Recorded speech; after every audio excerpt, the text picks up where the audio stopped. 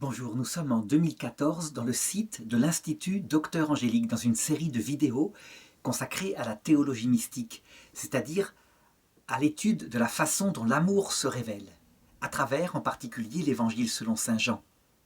Ce sont des vidéos catholiques.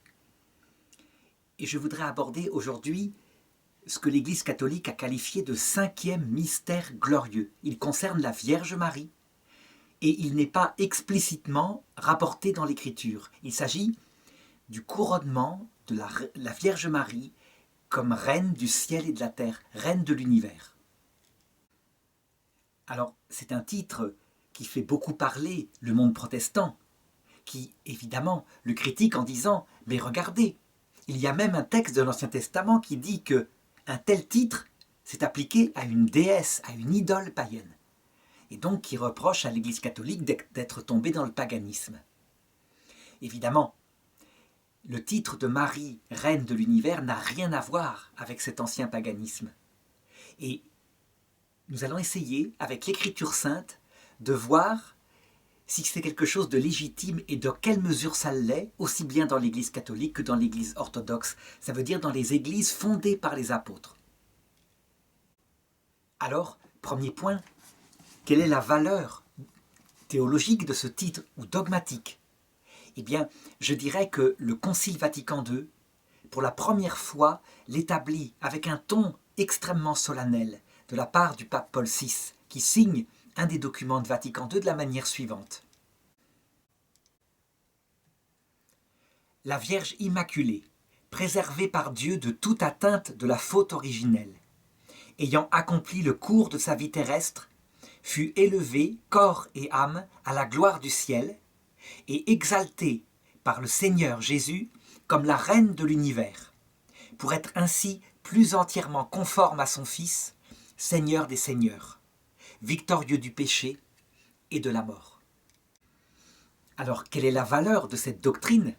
Eh bien, pour l'Église catholique, elle est extrêmement forte. Le ton est vraiment fort, même s'il ne s'agit pas de la définition d'un dogme solennel, c'est la pensée profonde de l'Église catholique.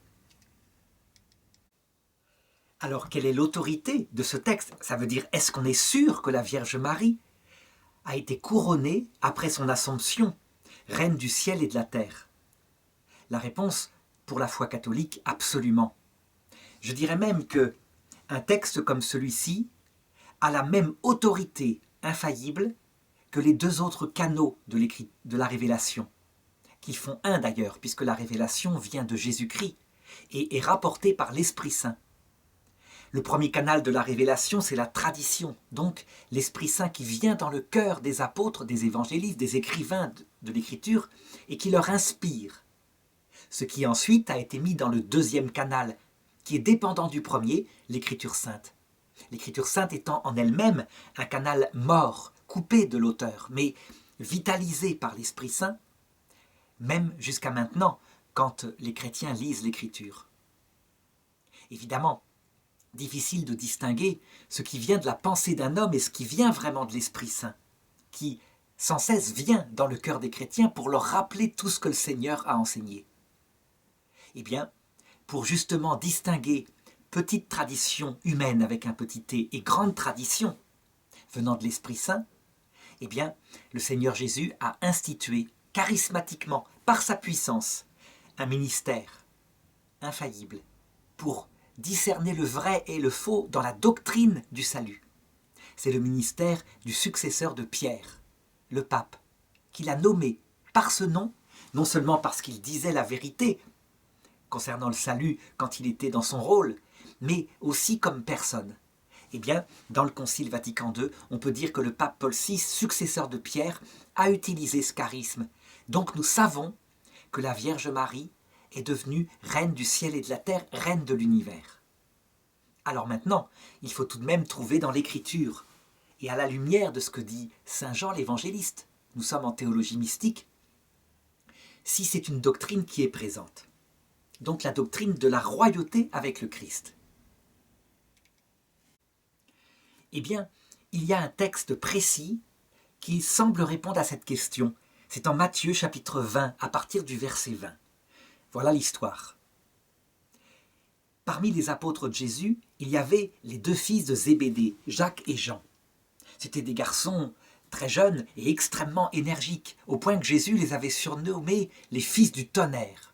À un moment donné, ils avaient même demandé à Jésus s'il ne fallait pas détruire par le feu une certaine ville en Galilée où on ne les avait pas reçus. Et Jésus s'était contenté de les gronder.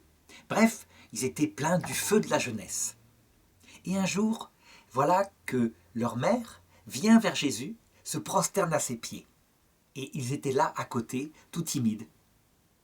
Donc, cette mère s'approcha de Jésus avec ses fils pour lui demander quelque chose après s'être prosternée devant lui. « Que veux-tu » lui demanda Jésus. Et elle lui dit « Ordonne que mes deux fils, que voici, siègent l'un à ta droite et l'autre à ta gauche dans ton royaume. » Jésus répondit « Vous ne savez pas ce que vous demandez. Pouvez-vous boire la coupe que je vais boire ?» Et ils répondirent « Nous le pouvons. » « Soit, leur dit Jésus, vous boirez ma coupe. Quant à siéger à ma droite et à ma gauche, il ne m'appartient pas d'accorder cela, mais c'est pour ceux à qui mon Père l'a destiné. » Les 10 autres qui avaient entendu s'indignèrent contre les 2 frères. Alors, dans cette première partie du texte, c'est très clair, Jésus ne conteste pas que certains régneront avec lui.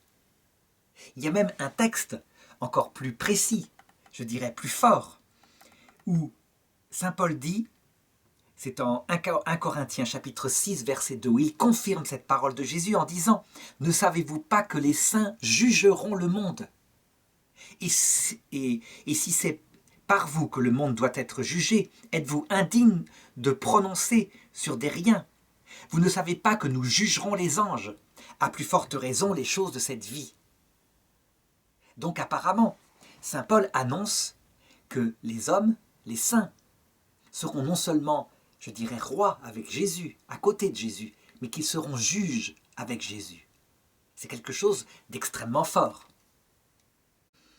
Alors évidemment, là, si on n'a que ce texte-là, que ces textes-là, ça paraît bien mystérieux. Et on se demande, mais qu'est-ce qu'il en est ? Est-ce qu'il s'agit de régner un peu comme les rois de la terre ? Ça veut dire de dire à celui-ci, tu fais ceci, à celui-là, tu fais cela. D'avoir des gens sous ses ordres. Eh bien, Jésus va répondre à la question suite à l'indignation des autres qui avaient entendu la mère des fils de Zébédée lui poser cette question. Et voilà ce qu'il répond. Les ayant appelés près de lui, Jésus leur dit « Vous savez que les chefs des nations dominent sur elles en maîtres et que les grands leur font sentir leur pouvoir. Donc ça, c'est la royauté selon cette terre. Le plus puissant, celui qui a la meilleure police, domine. Et il impose des ordres et les autres doivent se soumettre. Donc, le plus grand, le plus intelligent, le plus rusé, celui qui a le titre de naissance, il règne. Et il règne avec un pouvoir. Et Jésus continue. Il ne doit pas en être ainsi parmi vous. Au contraire, celui qui voudra devenir grand parmi vous sera votre serviteur. Et celui qui voudra être le premier d'entre vous sera votre esclave. C'est ainsi que le Fils de l'homme n'est pas venu pour être servi, mais pour servir et donner sa vie en rançon pour la multitude. Donc Jésus est en train ici de définir ce qui, aux yeux du ciel, amènera à régner, à être le plus grand. Et il dit, c'est celui qui se fait le plus petit. C'est donc l'inverse des valeurs du monde. Il le dit d'ailleurs souvent. Les premiers seront les derniers. Quelles sont les valeurs du monde ? Il l'a dit. Ce sont d'abord la gloire, l'apparence, la richesse, le fait d'avoir du plaisir. Ceux qu'on admire dans ce monde, ce sont des gens jeunes, beaux, efficaces. Eh bien, apparemment, ces valeurs du monde ne sont pas celles du ciel. Les valeurs du ciel, si on regarde tout l'Évangile, elles sont au nombre de 2. Et la première est indiquée ici. L'humilité, la petitesse, se faire petit. Et la seconde va avec, par amour, pour aimer Dieu et pour aimer le prochain. En fait, saint Augustin résume tout cela en disant « Les valeurs du royaume de Dieu, c'est l'amour de Dieu et du prochain poussé jusqu'au mépris de soi. » Mépris, il utilise le terme. Il dit, à l'inverse, les valeurs du royaume du diable, l'enfer, c'est l'amour de soi poussé jusqu'au mépris de Dieu et du prochain. Sa définition est très importante parce qu'elle met deux choses en rapport inséparablement. L'amour, c'est certain, mais aussi l'abaissement de soi par amour, la petitesse, un cœur qui se fait plus petit, qui se fait serviteur. Donc, visiblement, en se fondant sur l'Écriture, il est légitime de dire qu'au ciel, certains régneront avec le Christ, que le Père les connaît, que ce rôle leur sera attribué et que ce rôle est en fonction de leur petitesse, leur humilité, leur abaissement par amour. Alors évidemment, on doit se demander en premier lieu qui est celui qui s'est abaissé le plus, qui est celui qui était le plus humble. Si on trouve celui qui était le plus humble dans toute l'histoire de l'humanité, alors on sait qui règne avec le Père. Et là-dessus, il n'y a pas de mystère. C'est Jésus. L'Épître aux Hébreux le dit avec précision, en disant à propos de l'humanité de Jésus, parce que Jésus, c'est la personne du Verbe éternel fait chair, mais il a une vraie nature humaine, complète. Il est la personne de Dieu incarnée. L'Épître aux Hébreux dit, lui, tout fils qu'il était, à travers tout ce qu'il souffrit, et le grand cri, et les grandes clameurs qu'il supplia vers son Père qui pouvait le délivrer de la mort. Tout fils qu'il était, il apprit de ce qu'il souffrit l'obéissance. Et ayant été rendu parfait, dans la petitesse, c'est la mort d'esclave, la mort sur la croix, son désespoir, jusqu'à dire « Mon Dieu, pourquoi m'as-tu abandonné ?» Ayant été rendu parfait, il est devenu pour tous ceux qui l'écoutent principe de vie éternelle. Donc c'est très net. C'est le Fils, c'est Jésus-Christ qui est le Roi éternel.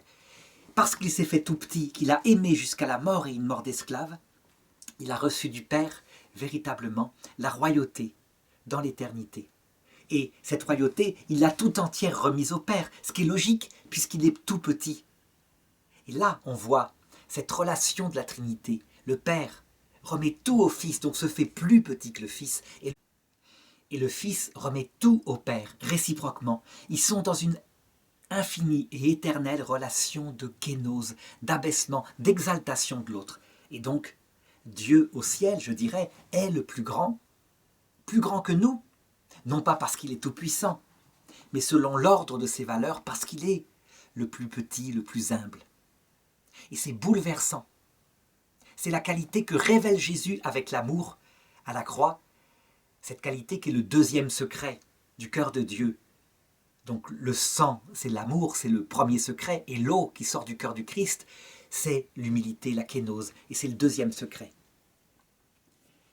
Donc maintenant, il faut se demander, quelle est la personne, la deuxième personne, qui après le Christ, s'est fait la plus petite? Eh bien, je répondrai, impossible de le savoir, par nous-mêmes. On ne peut pas le savoir, ça c'est le secret du Père. Eh bien, l'Église catholique, poussée par l'Esprit Saint, depuis le début, s'appuyant sur l'Immaculée Conception, qui n'est pas dans l'Écriture, mais que là aussi, elle a défini, poussée par l'Esprit Saint, l'Immaculée Conception de Marie. Sur son Assomption, elle n'a jamais péché, elle a toujours été fidèle à sa grâce de nouvelle Ève. Eh bien, l'Église affirme que c'est elle qui a été couronnée la reine de tout l'univers.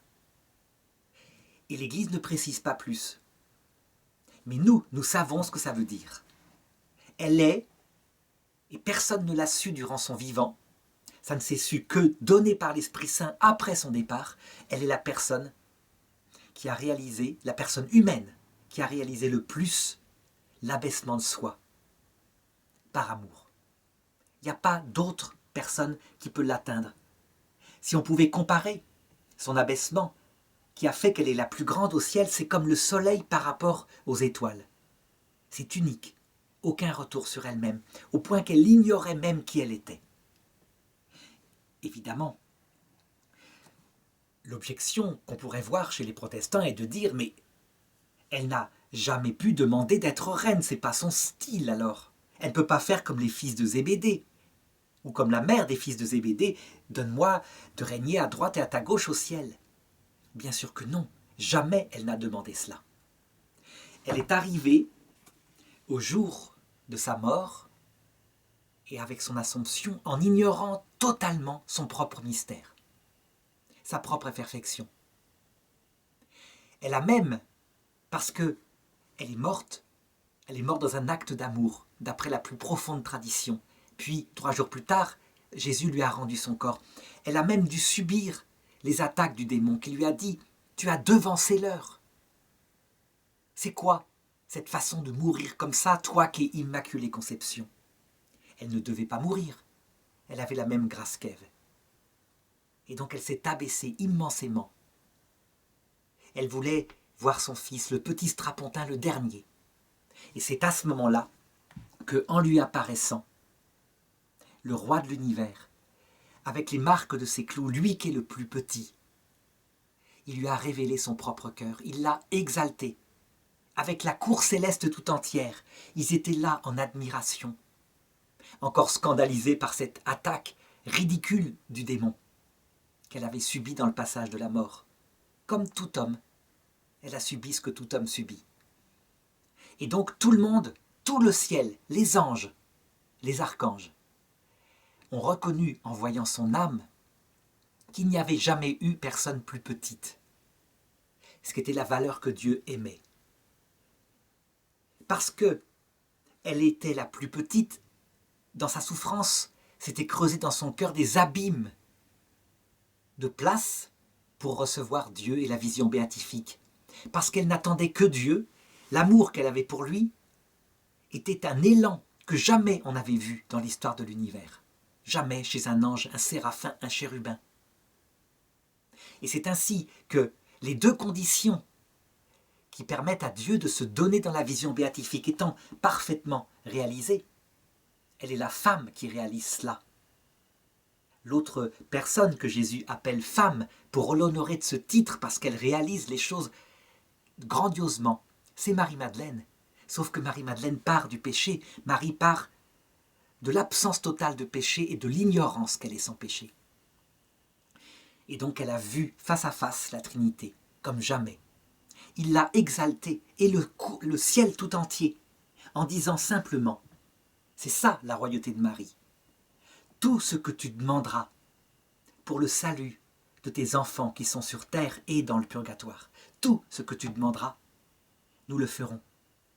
Il n'y a personne d'autre dans l'univers capable de mieux conduire au salut les petits êtres humains pour qui tu as dit oui à la croix. C'est ça la royauté de Marie. Tout le monde reconnaît qu'il n'y a pas plus proche du cœur de Dieu. Et Dieu lui-même, lui qui est tout petit, lui remet en toute confiance, aveuglément, tous ses pouvoirs. Attention, je ne suis pas en train de dire qu'il lui remet une partie des pouvoirs en vérifiant. Non, tout lui est remis en toute confiance. Elle fait ce qu'elle veut, quand elle veut. Le monde entier, les légions d'anges se mettent à ses ordres, les anges gardiens, auprès de tous les habitants de la terre. Les anges lui disent « Tu es passé par la vie terrestre, tu connais ce que c'est que le cœur humain en profondeur, demande et nous ferons par toi, tu connais bien mieux ce qu'il faut. » Eh bien la Vierge Marie, simplement, elle s'est mise à servir comme cela. Elle dit dans ses apparitions, parfois, des choses qui choquent profondément les protestants.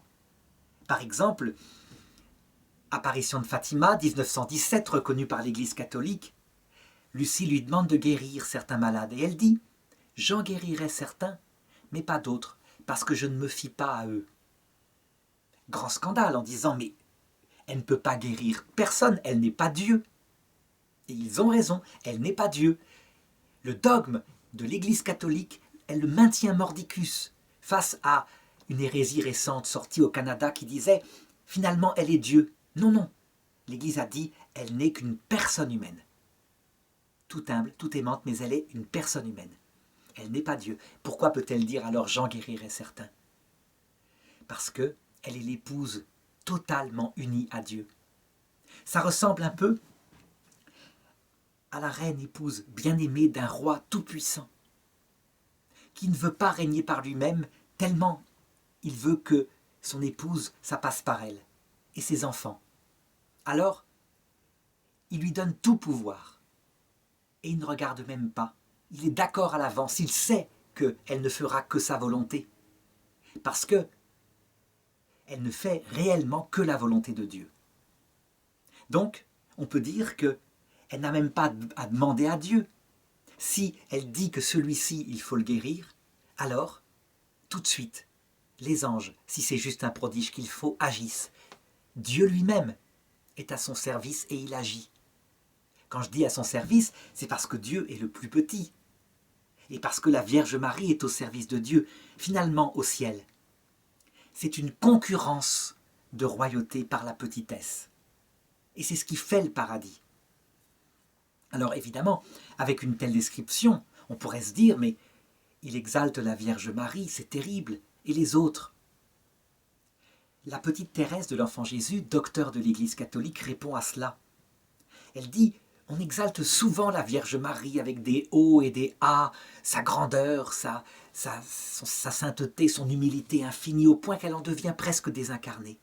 Et elle répond, il faudra exalter sa maternité, sa douceur. Elle est une sœur, elle a raison.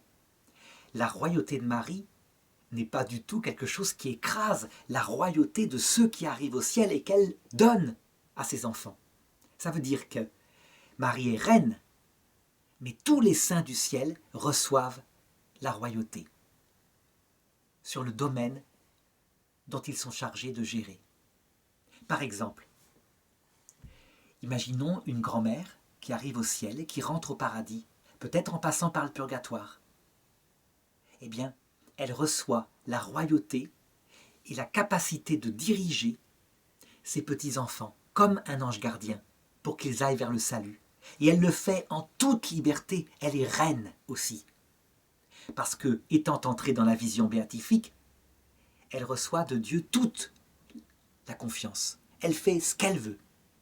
Et elle ne fera pas de bêtises. Je me rappelle d'une anecdote personnelle qui illustre ça. Quand je devais avoir autour de 16 ans, j'avais dit à ma grand-mère, très croyante elle était, quand tu arrives de l'autre côté, fais-moi une petite apparition pour me dire si tu es bien sauvé. Et je ne l'ai jamais eu. Et j'ai compris pourquoi plus tard. Le ciel, une fois arrivé là-haut, les gens du ciel n'ont plus envie de le faire. Ma grand-mère m'avait dit, je le ferai, mais elle n'a plus envie de le faire. Parce que sa volonté devient une avec la volonté de Dieu et elle se met à comprendre, comme reine du cœur de Dieu, tout entière, une avec Dieu, qu'il vaut mieux, pour nous les hommes, rester dans le silence un certain temps. L'apparition, elle viendra. À l'heure de la mort, tout apparaît en gloire. C'est ce que nous verrons dans la prochaine vidéo. Mais sur terre, tous les saints du ciel sont absolument un avec la volonté de Dieu et ils savent qu'il vaut mieux que ce premier purgatoire qui est si court, la vie de la terre c'est maximum 100 ans, se passe dans le silence. Peu d'apparitions, sauf quelques exceptions. C'est même arrivé au Christ lors de son agonie au Jardin des Oliviers, donc ils ont entière liberté. Si ma grand-mère décidait de m'apparaître maintenant, elle n'a même pas besoin de demander à Dieu, elle est reine du cœur de Dieu. Parce qu'elle ne fait que la volonté de Dieu. Elle est, si elle est au paradis, la plus petite, avec la Vierge Marie. Donc, la royauté de Marie n'écrase pas les autres royautés, elle en est le modèle. Et c'est ainsi que, à travers cette royauté, s'est réalisée la prophétie de l'Ancien Testament dans l'Exode chapitre 19, verset 6. « Je ferai de vous un royaume de prêtres, une nation sainte. Voilà les paroles que tu diras à mon peuple, Israël. » Israël étant, évidemment, le symbole charnel à cette époque-là de ce que seraient tous ceux qui seraient avec Dieu. C'est le paradis éternel. Un royaume de prêtres. Et ça répond à l'objection que j'avais posée au début, venant des protestants. Est-ce que ça n'enlève pas de l'honneur au seul roi qui est le Christ, ou le Père, puisqu'il remet tout au Père, au seul prêtre, qui est le Christ, ou le Père, puisqu'il remet tout au prêtre, au Père? Réponse, pas du tout. Il suffit de comprendre que tout cela, c'est la volonté du Rédempteur Jésus-Christ. La rédemption de Jésus-Christ consiste pas à garder jalousement son titre, mais à le donner à ceux qui sont ses amis, avec tous les pouvoirs qui vont avec, au point qu'il peut dire « Vous ferez des œuvres, les œuvres que je fais, vous les ferez », donc y compris des miracles, et plus grandes encore, à vous en stupéfier. Évidemment, la Vierge Marie ne fait aucun miracle, elle n'en a pas le pouvoir. Et pourtant, comme elle reçoit de Dieu tous les pouvoirs de Dieu, c'est comme si elle les faisait. Elle est une avec Dieu. On pourra objecter, mais tout de même, Dieu est Dieu, et ses enfants sont ses enfants au-dessous. Non, la rédemption de Jésus-Christ consiste à créer une famille dans un amour d'amitié qui implique une relation d'égalité, non pas d'égalité de nature. L'homme n'est qu'une petite créature et les anges aussi, mais une égalité de droit que Dieu donne à ses enfants, à ses amis. Je dirais plutôt que chacun se met plus petit que l'autre. Voilà la vérité. Et donc, ce concours d'humilité éternelle donne une vraie famille qui s'aime. L'objection protestante, c'est la même que celle qui est posée face à un texte de Jésus qui dit en clair que personne d'entre vous ne se fasse appeler mon Père, parce qu'il n'y a qu'un seul Père, celui qui est dans les cieux. Et donc, Luther en déduisait tous ces prêtres qui se font appeler mon Père, directeur spirituel ou n'importe quoi, désobéissent formellement à Dieu. Eh bien, la réponse qu'on peut faire à Luther, c'est que le seul Père éternel, c'est lui qui a créé Adam et Ève pour qu'ils soient père et mère réellement. Ça veut dire qu'il est en contradiction, Dieu, pas du tout.